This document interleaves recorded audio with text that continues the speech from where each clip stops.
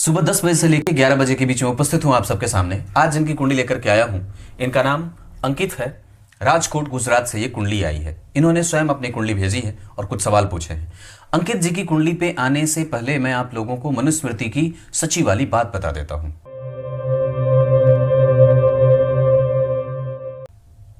कल के कार्यक्रम में मैंने मनुस्मृति में से एक शब्द बताया था और उसमें भगवान शब्द का निरूपण किया था, जिसमें बात बताई थी भगो अस्ति यस्य स भगवान, जो समस्त भोग और ऐश्वर्य का मालिक है और ज्ञान और वैराग्य से फिर भी युक्त है, वही भगवान है। पर भगवान मनु को प्रभु शब्द से भी पुकारा गया है, उन्हें प्रभु भी कहा गया है। अब बात यह आती है कि प्रभु किसे कहते हैं। मैं भी कभी बोल देता हूं, प्रभु कृपा बनाए रखना, हे प्रभु मैं आपको कभी भूलूं नहीं, हे प्रभु आपका हमेशा ही एहसास होता रहे, हे प्रभु मुझ पर अपनी कृपा दृष्टि बनाए रखें, दया करते रहें, आपका आभार, आपका जो प्रभाव है वो मुझे हमेशा दिखता रहे। ठीक उसी तरीके से भगवान शब्द तो चलो ठीक है, पर प्रभु किसे कहा जाता है? तो प्रभु शब्द के बारे में मनुस्मृति में बात लिखी गई है, प्रभवती इति प्रभु, जो समस्त सकल वेद अर्थ, पुराण अर्थ, उपनिषद अर्थ, ब्राह्मण अर्थ, आरण्यक अर्थ, स्मृति अर्थ की व्याख्या कर सकता है, वही प्रभु है। हां, जो संपूर्ण शास्त्र का जानकार है, जिसके बाद कुछ भी छूटा नहीं है। आमतौर पे मनुष्य में कोई ना कोई कमी रह जाती है, पर भगवान मनु में कोई भी कमी नहीं थी। इस वजह से ही उन्हें भगवान भी कहा गया है और प्रभु भी कहा गया है। क्लियर है? अब आइए आपको मैं इनकी कुंडली पे लेके आता हूं। यह कुंडली बनी है कन्या लग्न की। लग्न के अधिपति बुध जन्म कुंडली में बैठे हैं धन भाव में, धन भाव के अधिपति शुक्र के साथ। और इस कुंडली में सबसे अच्छी बात क्या हो सकती है? इस कुंडली में सबसे अच्छी बात है कि गुरु का प्रभाव भाग्य पे और गुरु का प्रभाव सप्तम पे, और दशम भाव के अधिपति बुध जन्म कुंडली में धन भाव में बैठे हैं। इसको आप और भी अच्छे से समझ लीजिए, मैं चिन्ह खींच के बता देता हूं। मंगल दिग्बली और इस कुंडली के लिए होते हैं पराक्रमेश और अष्टमेश, पर ये इस कुंडली के लिए अच्छे नहीं होते। इस वजह से मंगल की दशा कमजोर ना जाए, पिता से संबंध अच्छे बने रहें। इन्होंने सवाल पूछा है कि सारे लोग मुझे कहते हैं निठल्ला बैठा हुआ है, कुछ भी करता नहीं है, पर ये लोग नहीं जानते कि मैं जहां जाना चाहता हूं और मेरी जो स्थिति होने वाली है, इन लोगों को पता ही नहीं है। मुझे कभी भी किसी के द्वारा दिया गया कोई 1 रुपया भी मुझे अच्छा नहीं लगता है। पंडित जी आप मुझे कुछ ऐसा बताओ या मेरी कुंडली बताओ कि कुछ अच्छा हो जाए। देखो, अच्छा तो आप ही को करना है, मैं सिर्फ आपका मार्गदर्शन कर सकता हूं, मार्गदर्शक बन सकता हूं, है ना। तो ऐसा है, मैं आपके कुछ जो होते हैं, जैसे कि कुछ चीजें जो आपको समझ में नहीं आ रही हैं, मैं उसका समाधान आपको दे सकता हूं। पर वस्तुतः दौड़ तो आप ही को लगानी है। दौड़ना कैसे है, फिनिश लाइन क्या है, शुरुआत कैसे करनी है, दौड़ने में कैसे आप अपनी ऊर्जा बचा सकते हैं, कैसे ऊर्जा का सही निवेश कर सकते हैं, ये एक कोच आपको बता सकता है। पर वस्तुतः शरीर की ऊर्जा आपको इकट्ठा करनी है और उसका इंप्लीमेंटेशन आपको ही करना है। मैं सिर्फ आपके कुछ खोए हुए पहलू हैं वो आपको सामने से दिखा सकता हूं, पर काम वस्तुतः आप ही को करना है। तो कहने का अर्थ है, आपकी कुंडली में धन भाव ठीक है, आपकी कुंडली में पैतृक संपत्ति आपके पास है, आपकी कुंडली में आपका पराक्रम आपके पास है, आपकी कुंडली में आपका धर्म आपके पास है, आपकी कुंडली में आपका अनुभव आपके पास है, आपकी कुंडली में आपका चरित्र आपके पास है, आपकी कुंडली में आपका गंभीर होना आपके पास है, आपकी कुंडली में आपका प्रभाव आपके पास है सूर्य के कारण, आपकी कुंडली में आपका आत्मबल और आपकी कुंडली में आपकी नैतिकता, ये सब आपके पास है। पर कई बार आप आरंभ में लोगों का ध्यान अपनी तरफ खींच नहीं पाएंगे, बाद में चल करके उन लोगों को पता चलेगा कि ये तो कोहिनूर ही था। हो सकता है कि कई बार आपकी दशा जो अभी चल रही है वो आपको परेशान करने वाली हो, पर संभवतया और निश्चित रूप से ये कुंडली कभी कमजोर नहीं है। वस्तुतः ग्रह जहां बैठता है, ध्यान से समझिए, मेरी तरफ देखिए, वस्तुतः ग्रह जहां बैठता है और जहां देखता है और जिस भाव का अधिपति होता है वो उससे प्रभावित होकर के ही परिणाम करता है। इसका अर्थ होगा कि आपकी कुंडली में लग्न में बैठे गुरु का 5वां प्रभाव यानी कि 5वीं दृष्टि पंचम भाव पे पड़ेगी, जहां के अधिपति स्वयं वहां बैठे हैं। इसका अर्थ होगा कि व्यक्ति को नौकरी का सुख मिलेगा और साथ ही साथ उसके अंक और कई बार उसकी पढ़ाई में थोड़े बहुत व्यवधान के साथ वो अपनी पढ़ाई पूरी करेगा और उसके हिस्से की जो यश कीर्ति, मान, सम्मान, पद, प्रतिष्ठा, गौरव, प्रभाव और अपना जो आत्मबल है वो सब उसके पास है। लग्न में गुरु और सूर्य कभी भी जातक को चरित्रहीन नहीं बनने देंगे।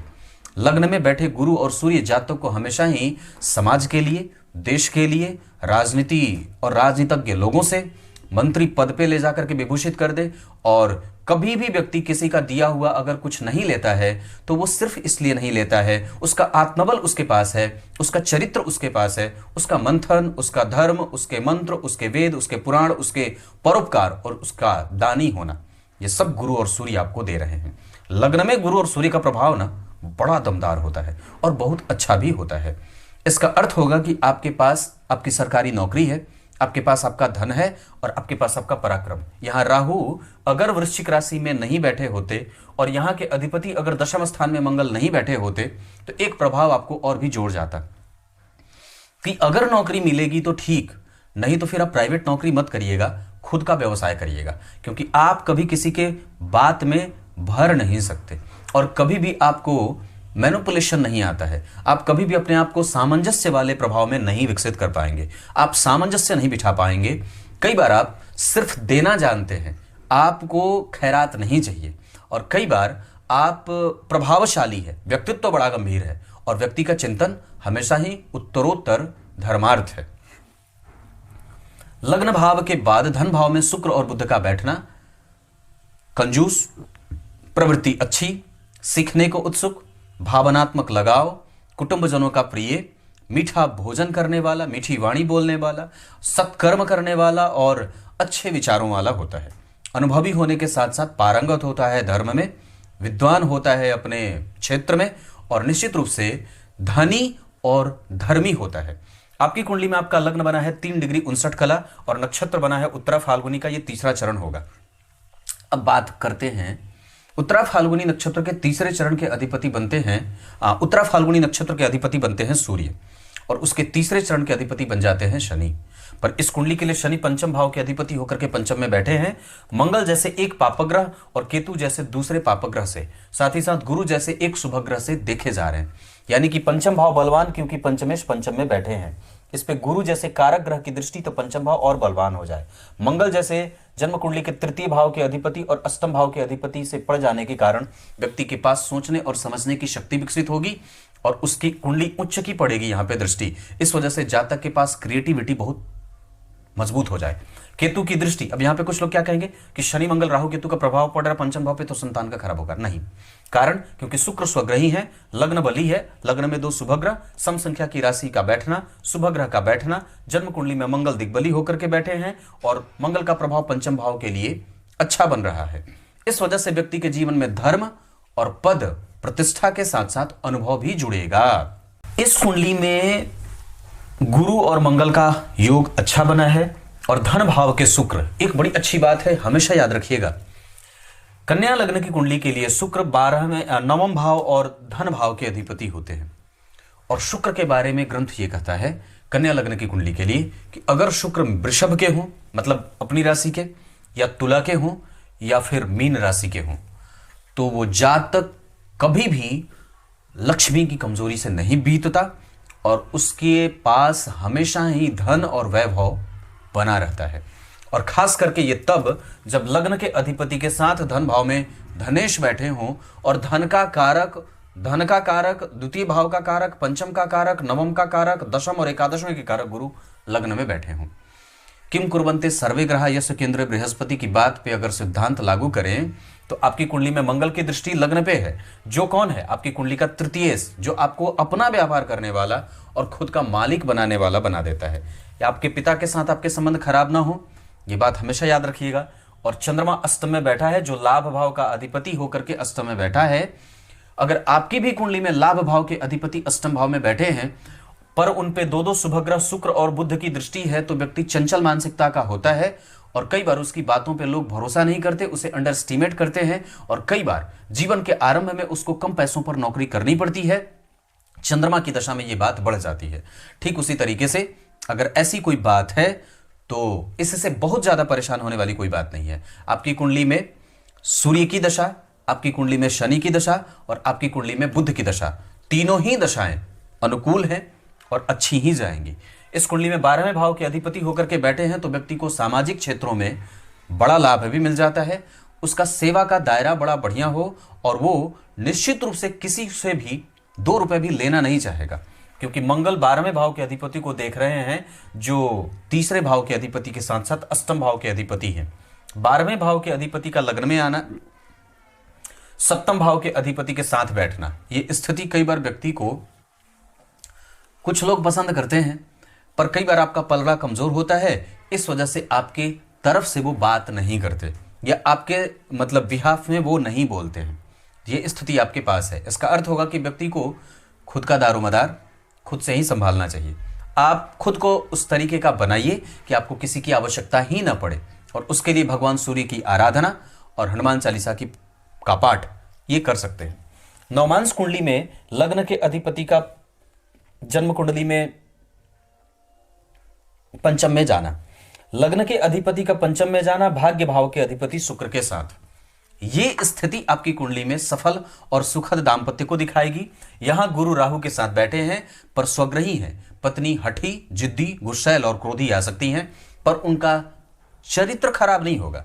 दूसरे नंबर पे यहां पे सूर्य और बुध के प्रभाव के कारण उनका मुरल होना बड़ा आसान होगा, उनका दर्शन अलग होगा और निश्चित रूप से वो धनवान भी होंगी, क्योंकि यहां पे मंगल स्वग्रही होकर के लग्न को देख रहे हैं, दशम भाव के अधिपति होकर के वो भी आपके कारोबार में हस्तक्षेप कर सकती हैं और उनका हस्तक्षेप जाहिर है और वो सही भी है, साथ में मिलकर के काम भी कर सकते हैं, क्योंकि दशमांश कुंडली में भाग्य भाव के अधिपति दशम भाव में बैठे हैं और ये शनि जन्म कुंडली में व्यापार भाव को 7वीं दृष्टि से 10वीं दृष्टि से देख रहे हैं। यहां गुरु शुक्र और चंद्रमा का एक साथ बैठना धन भाव को मजबूत और श्रेष्ठ बना रहा है, क्योंकि शुभ ग्रह की राशि में 3 शुभ ग्रहों का बैठना ज्यादा संतुलन पैदा करेगा। आपकी कुंडली का दशमांश जो है वो लग्न के अधिपति का भाग्य में जाना बहुत अच्छा है और दशम स्थान में शनि का बैठना, राहु की दृष्टि पंचम भाव पे और पंचमेश धन भाव में, शुभ ग्रह की राशि में शुभ ग्रह का बैठना, धन भाव से चंद्रमा का संबंध जो स्वग्रही होकर के गुरु से बैठे हैं जहां उच्च के गुरु का प्रभाव,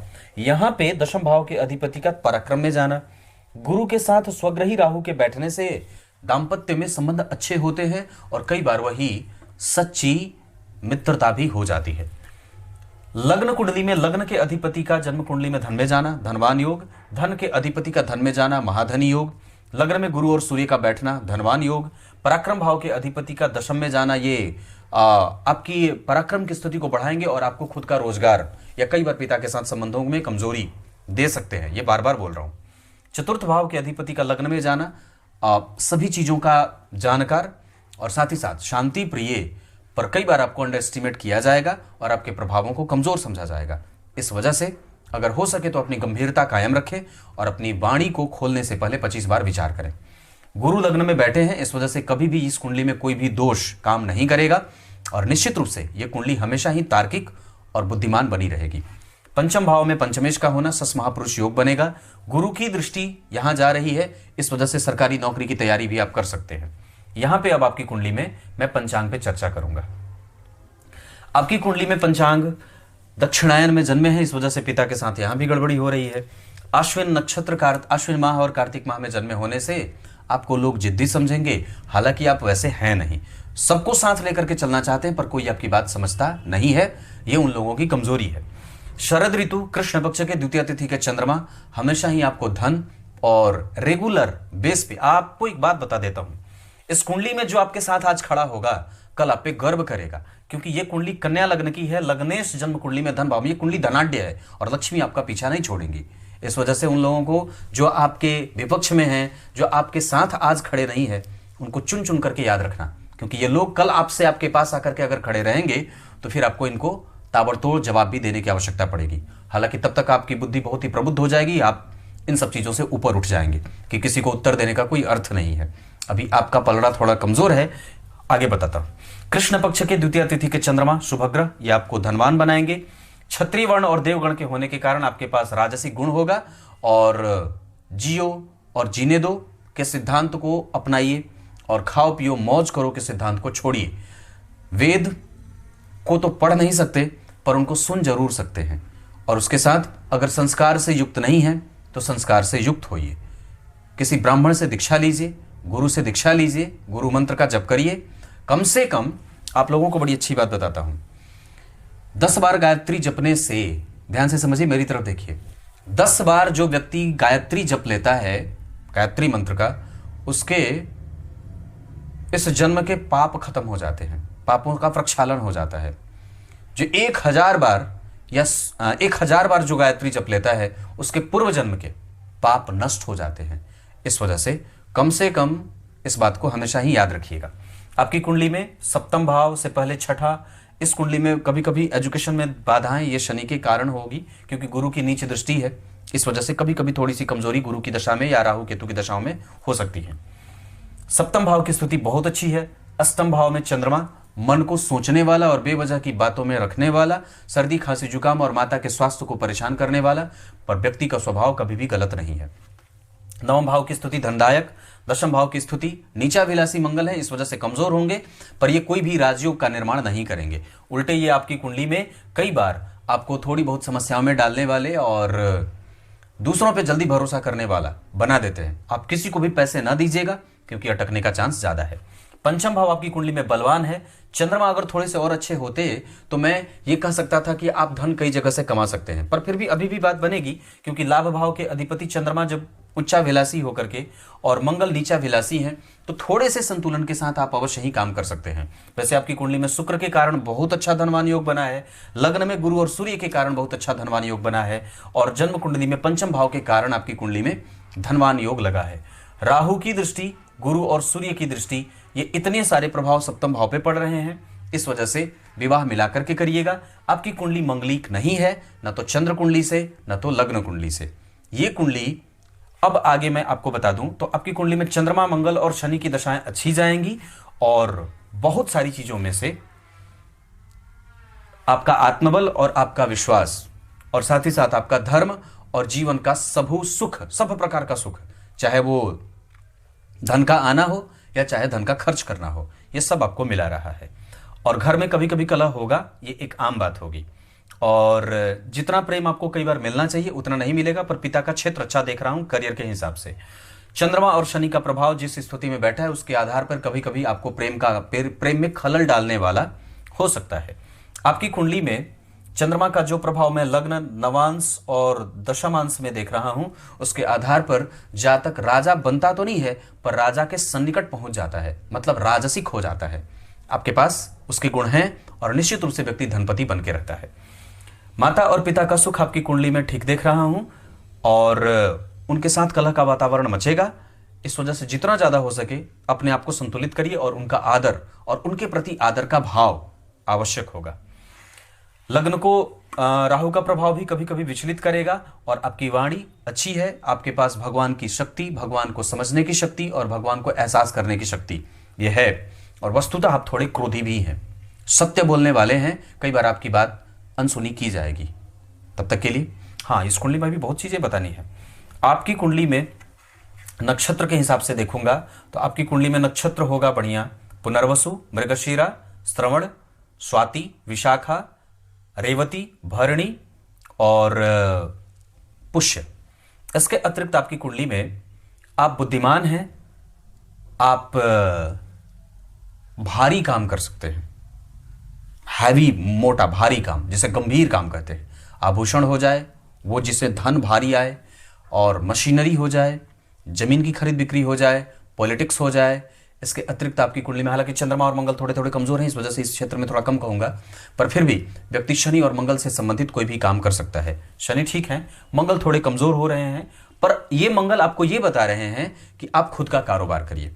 आप फल, रेस्टोरेंट और आदि आदि बहुत सारे अपना व्यवसाय आप कुछ भी कर सकते हैं। और उसके लिए अगर बात बता दूं तो खाने पीने से संबंधित और रेस्टोरेंट और होटल का कारोबार आपकी कुंडली का सबसे अच्छा हो सकता है।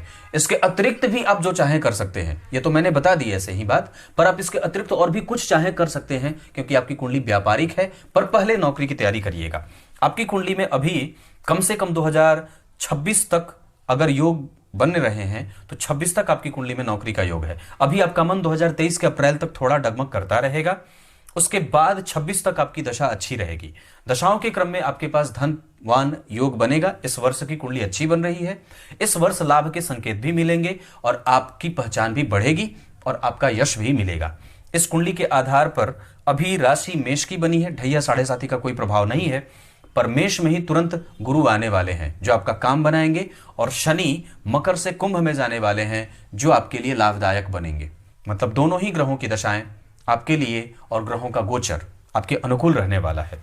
होरा कुंडली के आधार पे जो मैं देख रहा हूं उसमें मंगल और शुक्र और गुरु ये आपको धनवान बनाएंगे, पर बाकी इनके अतिरिक्त मंगल दिग्बली भी तो हैं, गुरु लग्न में अच्छे होते हैं, कारक क्षेत्र है, और शुक्र इस कुंडली के लिए स्वग्रही, तो मंगल गुरु और शुक्र की दशा अच्छी रहेगी। पर इसके अतिरिक्त आपकी कुंडली में चंद्रमा, शनि, बुध, राहु इतनी जो दशाएं बन रही हैं और सूर्य, ये सब आपको मेहनत करवाने के बाद आपको धन देंगे। मतलब हो सकता है कि इनकी दशाओं में आपको मेहनत करनी पड़े। जीवन के आरंभ में कम पैसों पर नौकरी करने का योग बनेगा।